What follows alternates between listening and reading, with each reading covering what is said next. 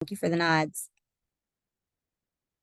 So, for those of you who were here last week, we talked about grief and bereavement, and we are going to have another cheery topic this afternoon. We're going to talk about difficult conversations and sharing bad news. We all are in positions where we're talking with patients or clients about things that are tough sometimes. And so I think it's useful to have strategies to address this. I'll preface by saying I am certainly not an expert, and I'm very curious to hear everyone's experiences with this in their own practices, things that have worked well, things that haven't worked well. But we're going to talk about some potential frameworks to use. Again, I tend to come at this from my hospice and palliative care lens, but that's certainly not the only environment where difficult conversations happen. So our objectives, we want to define bad news, discuss what makes delivering bad news so challenging, and then review one strategy called the SPIKE strategy for approaching these challenging conversations. I'd like to start off actually with a little bit of discussion, and of course we'll have more discussion at the end of the talk as well. But I've listed some questions here. What challenging conversations have you engaged in? Or maybe for some of our students, maybe you've watched others, preceptors engage in some of these challenging conversations. What made them difficult? Did you think they were handled well or poorly? And what strategies have you seen that have maybe been particularly effective or ineffective? So if folks want to speak up, I cannot see everyone while I'm sharing my screen, so I apologize. Feel free to just unmute and share your thoughts on any of these questions.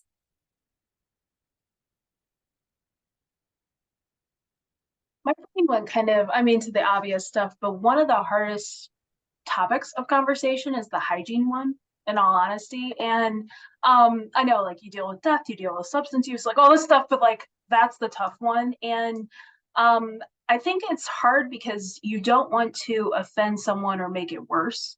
And I remember one time I was talking to one of the counselors way back, this was probably like 7 years ago, and I was just like, oh my goodness, I don't know how to do it, blah, blah, blah. And she said, our clients are more resilient than you think they are. And they will respect your honesty, and they will respect the fact that you are trying to help them. And that lens has always helped. Like, since then, it has helped. And one of the ways that I approach it now is I'm like, hey, my job is to remove barriers for you. And if you're the smelly kid at work, that's not going to go well. So let's figure out, what we're doing. And obviously, in a respectful way. But like, I think sometimes we get in our heads and we think it's going to be so much worse if we say it out loud. And having the conversation can sometimes help that. Yeah, I love that piece of advice. Have you found sort of that patients do respond in that way, that patients are appreciative And normally what I do, and I try to have a rapport built with people, and I come from it from the standpoint of, I'm here to help you be successful. And we go through, like, medically. I say, if you have, I guess, first, do you have the tools? Are you able to do your laundry? Are you able to take a shower? Do you know how to take a shower? And then if that's not working and there's still kind of an issue with hygiene, is there something medical going on? Let's figure out, let's get you to your PCP, let's do this. And so people tend to respond because I try to take it from the standpoint of, we're in this together, and how do we figure out what's going on here?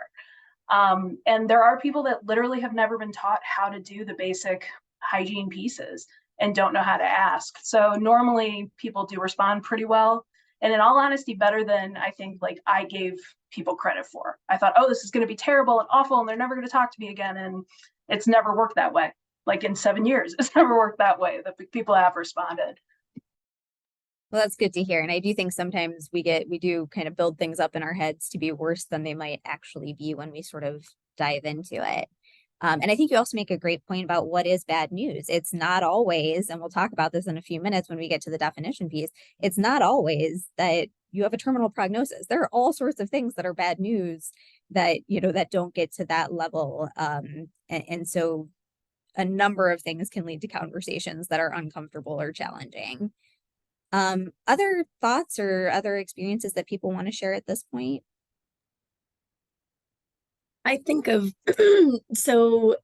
when I was working in New York, I was in the neurology clinic, and it was the only patient that we had that was newly being diagnosed with ALS.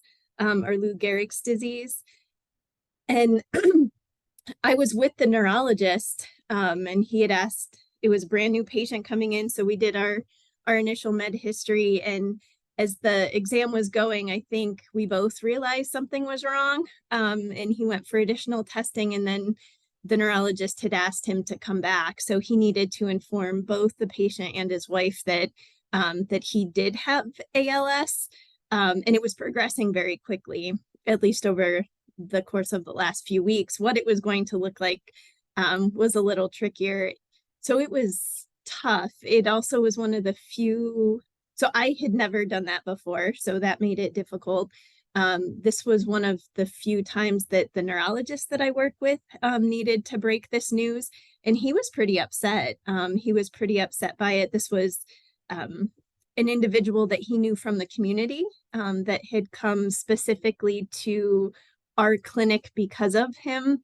And he then had to essentially let him know this. So that's the only time I really saw him emotional. And I think one thing that struck me about that conversation was it was planned out. So here's the information that we need to cover. But it was scheduled at a time that there were no barriers. We were not going to be rushed to get through that conversation. And that there was a lot of open space to be able to allow them to respond. And I really appreciated that similar to what Amy said, the neurologist said, he's like, we're here to talk about the findings. He's like, and my guess is that you're aware that I brought you back on the same day. So that information isn't going to be the best of news. He's like, and I'm pretty shaken up by it. He's like, so it's going to take a little bit to get through it. So I think his vulnerability there was pretty helpful, because it kind of reestablished the relationship between the two, especially since they had had a prior relationship. So I always kept that in mind. When I was at the community mental health clinic, we had a number of challenging conversations with folks that didn't think they needed medications. So not nearly as dire as getting the bad diagnostic news, but sometimes we had to talk to patients about potential interventions like sterilization that they may or may not be in agreement that they need. And sometimes those things were court ordered. So it was difficult because they often involved really emotional topics or things that people felt strongly about. And I think recognizing the discomfort for everyone, and being able to validate some of the patient's perspectives, I hear you saying it's unfair. It seems very unfair that what your desires aren't, really being honored because there is a court order that goes in a different direction. Sometimes that was helpful because it almost allowed them to recognize that it wasn't you who was saying this. It was kind of the situation that we were in, and we were in it together. So then to try to, if we can't then change what the decision is, potentially we can look at, options to make it as feasible or comfortable as possible for them. Those are both fantastic examples, and you're going to see as we go through the rest of this talk, you've sort of given a lot of the talk for me, a lot of the points that we're going to cover. And I'm glad that you've seen conversations that went well, despite the fact that the news was bad, and discovered some strategies that seem to be effective. Andrew, I saw that you unmuted too. Well, Sarah took my thunder, so I have to agree with her. And I know Amy Lackeritz would also have some similar probably experiences. So as a pediatrician, kids are supposed to get well. And so, having to provide bad news, especially, terminal issues in pediatrics, both in residency. I didn't do that much outpatient, but I did quite a few years of inpatient as a hospitalist. And so, those are difficult conversations. And just like Sarah talks about, what that neurologist did on the outpatient side, on the inpatient side, it's the same. It's like, you have to have no interruptions. You have to show your own vulnerability, because, you know, for me, again, kids are supposed to get well. And when you have to deliver this kind of information, you have to give time to the families and honestly yourself. Yeah, all really fantastic points. I think for me, one of the reasons that I got very interested in this topic was actually seeing a situation when I was in training where it didn't go well. I had an experience where I was a resident and I was shadowing, and a patient, it was an outpatient setting, and it was a new diagnosis of metastatic melanoma. And the physician I was working with had a scribe. And they walked into the room and they looked at the scribe, never even looked at the patient, and said, newly diagnosed metastatic melanoma, very poor prognosis, and then walked out of the room. And that was the first time the patient was hearing their diagnosis. It was the first time scribe was hearing the patient's diagnosis. It was the first time I was hearing it. And that was the way it was delivered. And it was just so shocking that I became very interested in how do we do this better. We can't change necessarily what a diagnosis or prognosis is, but we can change the way that information is delivered. And so it became something I was very interested in. And I see Amy Lackertz absolutely agreed with what you were saying, Andrew, too. So I'm going to move on, but I'm curious to hear more folks' stories and takes as we progress through this conversation. And we're going to talk about, again, what is uncomfortable about this, what worries us about these conversations, and hopefully at least share a couple strategies that can help us to feel more prepared. So as I already mentioned, difficult conversations, and as all of you have mentioned in your examples, difficult conversations can really include a variety of things. It might be a new diagnosis, like the example I just gave, or Sarah gave about ALS. It might be disease progression or recurrence or relapse. It could be that it's time to have a discussion about perhaps changing a focus of goals of care. It could be something like hygiene. Again, there are a number of things that fall into this category of conversations that are just challenging and uncomfortable. And I think that brings us to the definition of what is bad news. And I've quoted an individual who we're going to talk about a little bit more. His name's Robert Buckman. He was a British physician, an oncologist. And he defined bad news as any news that adversely and seriously affects an individual's view of their future. And I like this definition a lot because, again, as clinicians, sometimes we see worst case scenarios, and anything short of a terminal prognosis seems like maybe it's not that bad to us because we deal with it on a daily basis. But it's really important to recognize that any news that we're delivering that's going to change somebody's outlook or somebody's plans is really not good news, and we need to treat it as such and respect it as such. And why is it so difficult? So I think, Sarah, you were sort of alluding to some of these things with your example, and so were you, Amy. A lot of times we feel helpless or we feel guilty. We feel bad about having to bring this information forward. We feel bad that we don't necessarily have all of the answers. As Sarah, you mentioned, like, we don't know exactly how this is going to progress or how quickly. And so sometimes it feels uncomfortable that we don't have necessarily concrete information to give to our patients. Sometimes we fear being blamed, kind of a don't shoot the messenger, right? Amy, you mentioned, I don't want the patient to hate me and never talk to me again. We worry that they're going to kind of take out their frustrations or anger or sadness on us.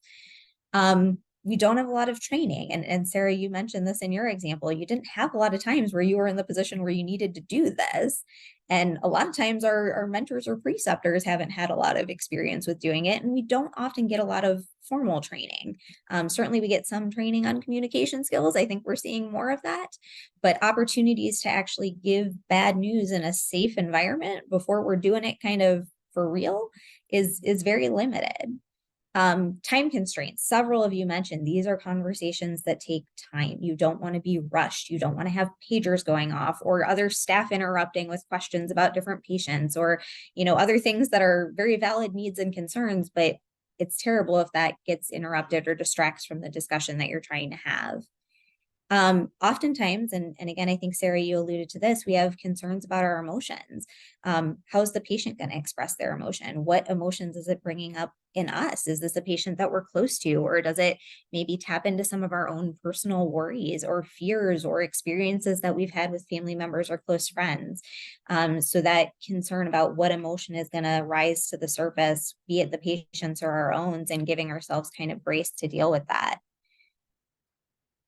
So given all of that, given that there are a lot of situations that are challenging that we deal with on a daily basis and that they stir up a lot of discomfort for a variety of reasons, I think it's helpful to have sort of a framework to think about delivering difficult news within. And this is not meant, the word protocol is here. It's not really meant to be a protocol. It's not a checklist, because we all know that these conversations are not as simple as, I walk in, I do this, I say this, I leave. These are really fluid situations, but this gives us at least a starting point or a framework. And it can also be really helpful as we are thinking about working with learners too. As we've said, maybe we didn't have a lot of experience or training in this. It can give them a framework to start to have these conversations in a way that feels a little bit less intimidating. I'll also mention that I'm going to go through the SPIKES strategy, which was actually developed and described by Robert Buckman as well.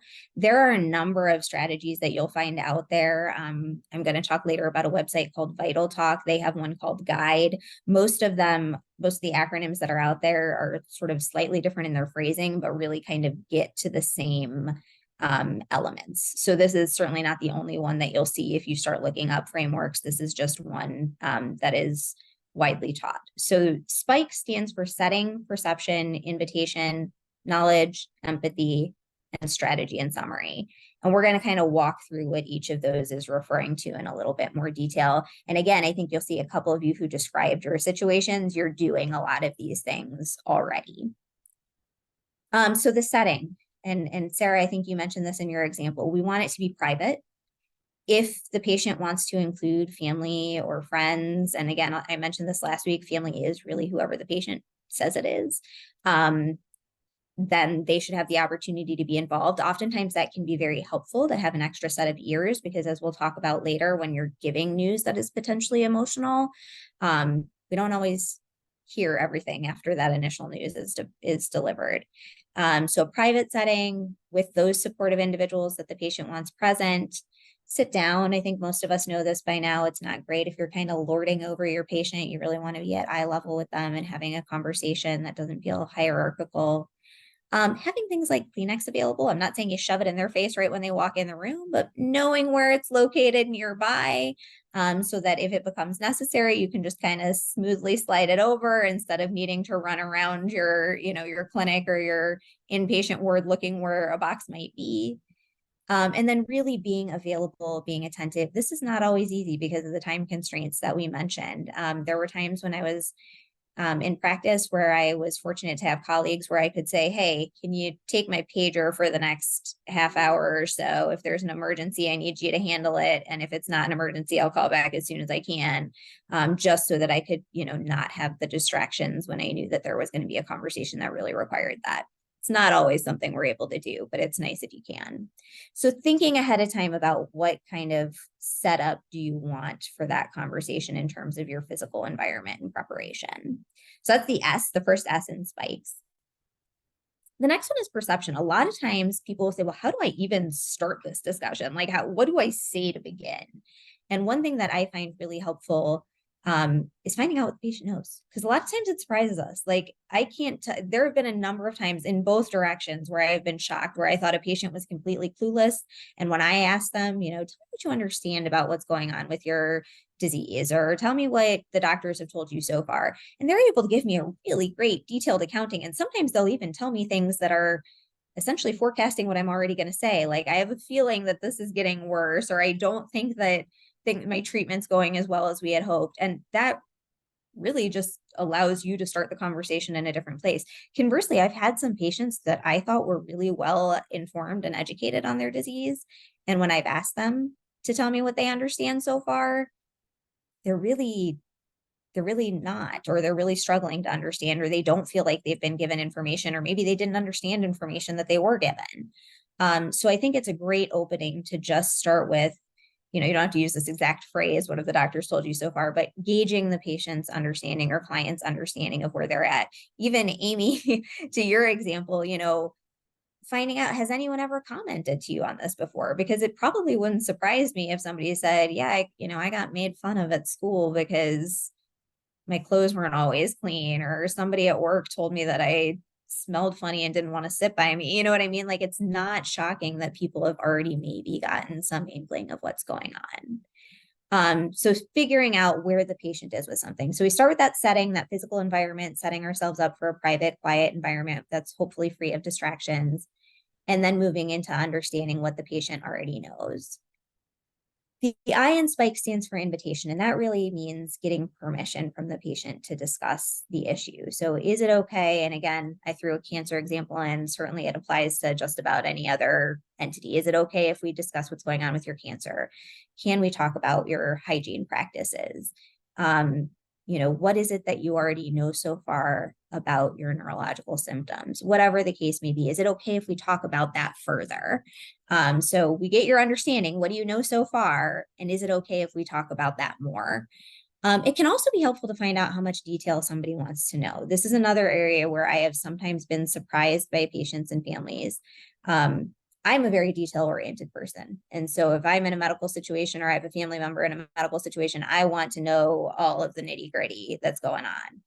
Some people are more comfortable kind of getting a high-level overview and just kind of want to know that big picture and fill in details later. Or maybe they want you to work with a particular family member on discussing some of those details. Maybe they don't want to know some of those details at all. They just want that big picture. That's all okay, but it's important to find that out. So again, just going back to review, private setting, what does the patient understand so far? Is it okay if we talk about it further? And how much detail do you like to know? So that's the SP and I.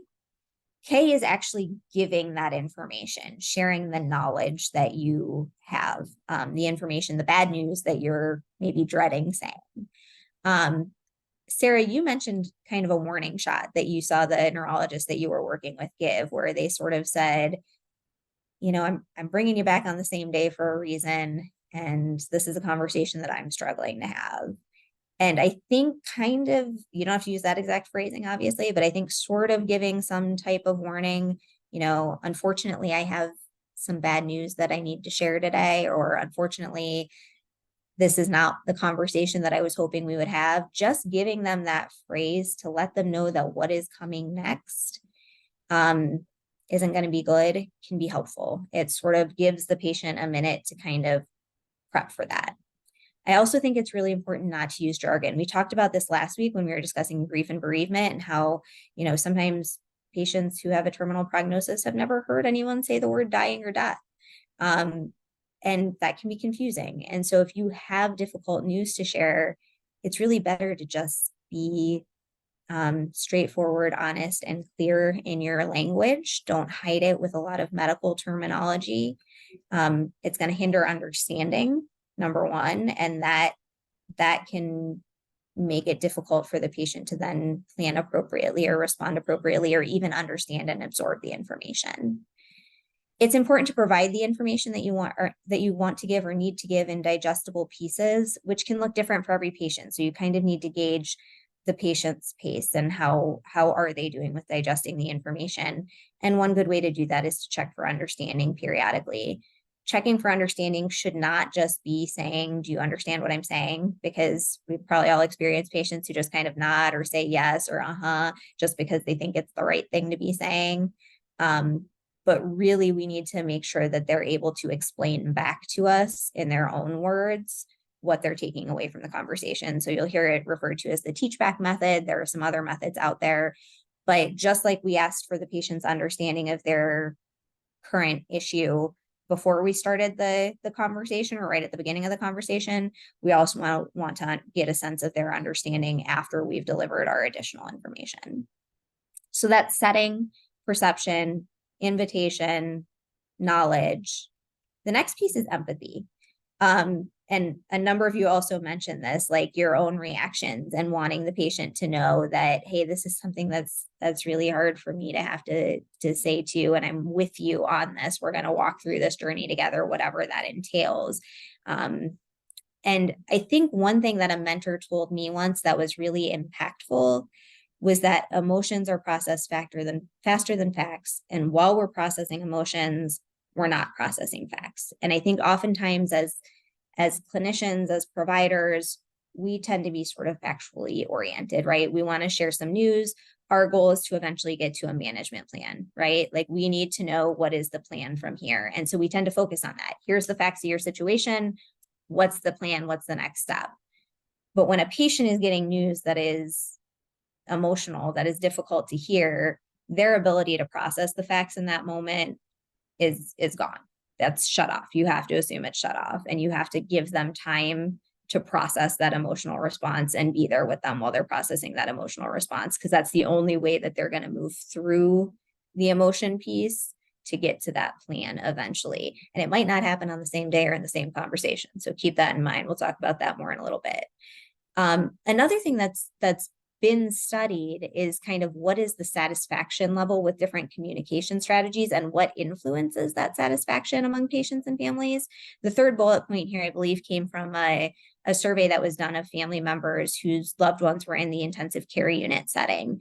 And they were asked about sort of their satisfaction with communication, and the factors that really contributed to higher levels of satisfaction included emotional support, empathic statements, and feeling supported by the medical team throughout their decision-making process. As counterintuitive as it sounds, you can actually have a positive experience receiving bad news. And so I think, again, one of our goals should be that if we have to say something that's tough, that the process of receiving that news isn't made worse by the delivery of it. Sometimes people struggle with, how do I show this empathy? And I think most people on this call, probably everybody on this call, naturally has a tremendous amount of empathy and probably doesn't need a whole lot of additional strategy to work through this. But again, we sometimes freeze up in these situations, and it's kind of like, I don't even know what to say next, or I'm afraid I'm going to say the wrong thing, so I just don't say anything at all. Or we have, newer folks, students who go, how do I even start? Like, what do I even say to somebody after I give this news to show that I care or that I'm empathizing? And so there is a mnemonic that I won't go into great detail on, the nurse mnemonic, that can, again, give some suggestions about ways that you can frame the empathy that you're genuinely feeling already. It's not a way to generate empathy. It's a way to express the genuine empathy that you already have. NURSE stands for name, understand, respect, support, and explore. And I mentioned the Vital Talk website. It's a great resource. I would recommend that you guys check it out. I took this part of a chart right from the Vital Talk website, and it sort of walks through that nurse mnemonic. The N stands for naming. So that's naming the emotion that you see that the patient might be experiencing. My caution with this is you don't want to tell a patient what they're feeling.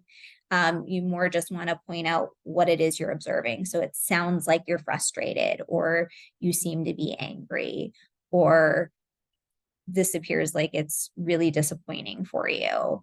So don't tell them what they're feeling, but tell them what you're observing. And the U stands for understanding. Again, please don't tell a patient that you understand what you're going through. You don't. You're never going to.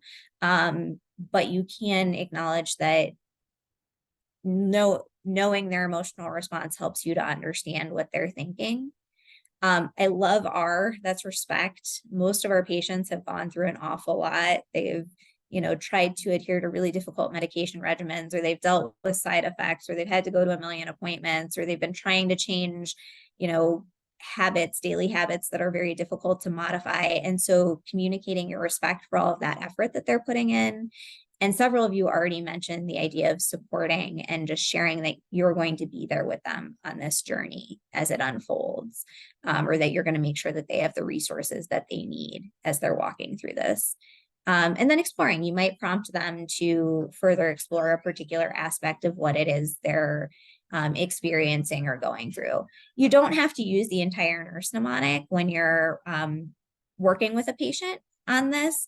It can be, bits or pieces. And again, if you have other ways of conveying this, particularly with a patient that you already have an established rapport with, patients know when your empathy is genuine and when it's not. So I think the bigger point isn't necessarily follow a mnemonic for empathy. It's more make sure that you're letting the patient know that you care and that this is as important to you.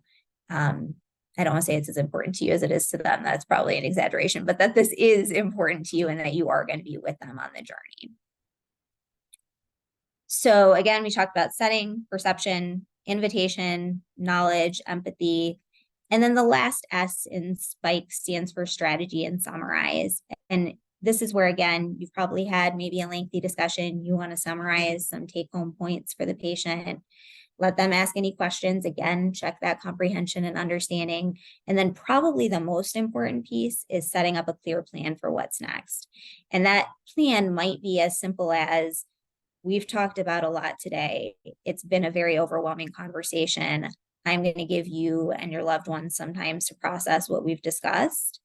And we're going to talk about this again. You know, again, this depends on your setting. If it's inpatient, we might be talking about it again tomorrow or later today.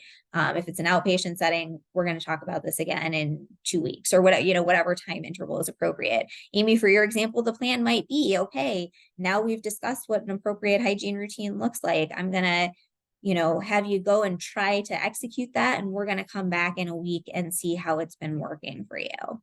But I think having a very clear plan of how the communication is going to continue or what the next steps are going to be is really critical for the patient to feel like they walk out kind of knowing what's next and knowing that you're going to be following up with them. So that's the SPIKES protocol. And I want to just open it back up to questions, experiences that you guys have had, other things that have worked well for you or that you've said, wow, this one didn't go well and I'm not sure what I could have done differently. And these are some resources here that I pulled from. Again, this Vital Talk website is great. It has a lot of resources, not just about giving bad news or responding with empathy, but really just communication skills in general. So it's definitely something I would encourage you to check out. So I'm going to stop my share so I can see folks again.